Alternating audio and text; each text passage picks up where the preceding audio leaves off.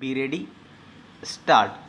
We respectfully concur with the above guidelines and while reaffirming the same, we would add that the order of the magistrate should be such which does not result in unnecessary harassment to the accused and at the same time does not cause any prejudice to the complainant.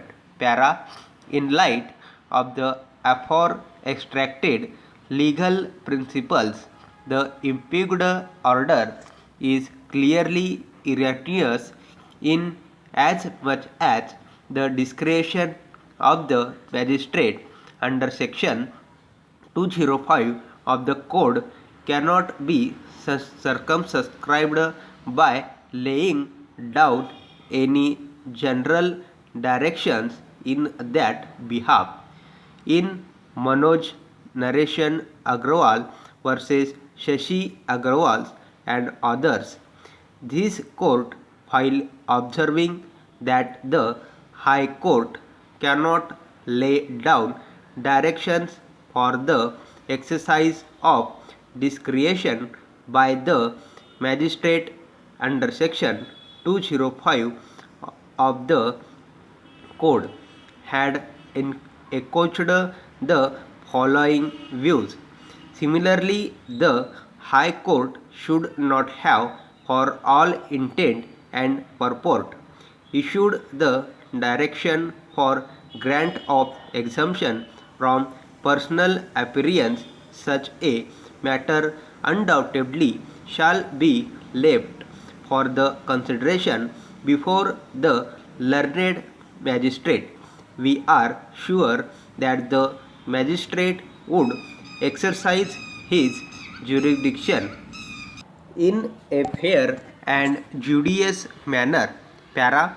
It is equally right that the inherent powers of the High Court under section 482 of the code have to be exercised sparingly with circumspection and in rare cases to correct patent illegalities or to prevent miscarriage of justice.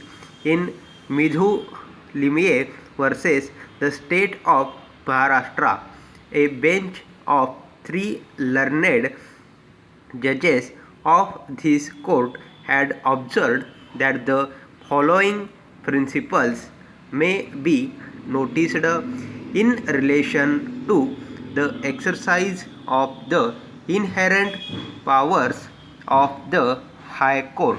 That the power is not to be restored to if there is a specific provision in the code for the redress of the grievance of the aggrieved party, that it should be exercised very sparingly to prevent abuse of process of any court or otherwise to secure the ends of justice, that it should not be exercised as against the express bar of law engrafted in any other provision of the code.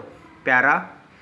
Similarly, while it is true that the power of superintendence conferred on the High Court under Article 227 of the Constitution of India is both administrative and judicial, but such power is to be exercised sparingly and only in appropriate cases in order to keep the subordinate courts within the bounds of their authority in any event.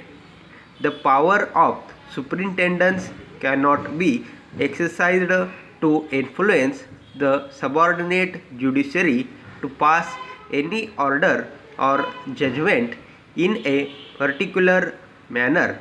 In Jasbir Singh versus State of Punjab 10, this court observed that so even while invoking the provisions of Article 227 of the Constitution, it is provided that the High Court would exercise such powers most sparingly and only appropriate cases in order to keep the subordinate courts within the bounds of their authority. The power of superintendence exercised over the subordinate courts and tribunals does not imply that the High Court can intervene in the judicial functions of the lower judiciary. The independence of the subordinate courts in the discharge of their judicial functions is of paramount importance, just as the independence of the superior courts in the discharge of their judicial functions. The principle of justice, therefore, should be observed by all courts. Para. The Bangalore Development Authority on 3rd January 1977 issued a preliminary notification in terms of the Bangalore Development Authority Act 1976 BDA Act for acquisition of certain lands, which the land in question, 2 acres and 34 guntas, located in survey number 19 and 20, was a part.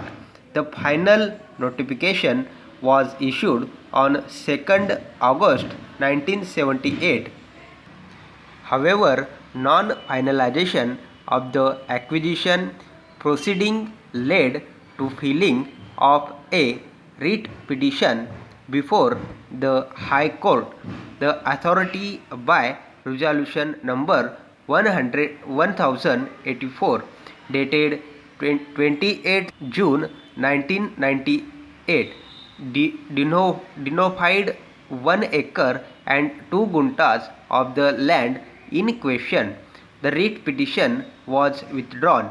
The appellant purchased the said land subsequently by a letter dated 30th August 2001.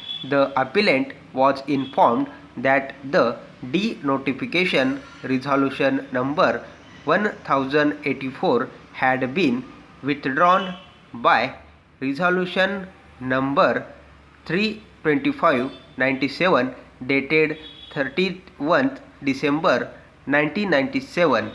The appellant filed a writ petition before the High Court seeking to quash the preliminary and the final notification dated 3rd January 1977 and 2nd August 1978 respectively.